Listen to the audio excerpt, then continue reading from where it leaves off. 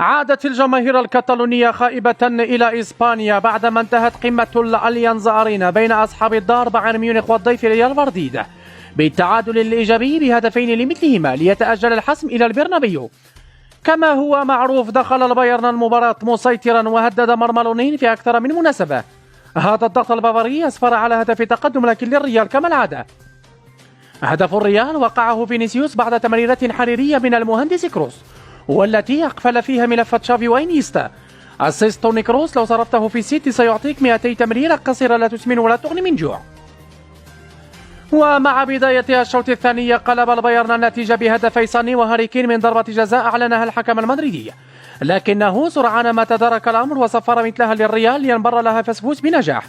اللاعب الصيني كيم جايش سمحته جماهير البايرن على أخطائه، ولكن جماهير برشلونة لن تسامحه إلى يوم الدين.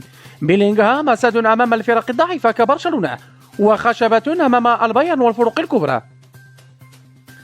ولمن لا يعلم، فينيسيوس عادل أسيستات ميسي في الأدوار الإقصائية لدور الأبطال، واحتاج فقط ل70 دقيقة ليعادل عدد أهداف ميسي على نيور طوال مسيرته. وكي تعلم أن كرة القدم ليست عادلة، هذه ستنام حزين اليوم، والعنكوس عاشق رقصات فينيسيوس سينام سعيدا.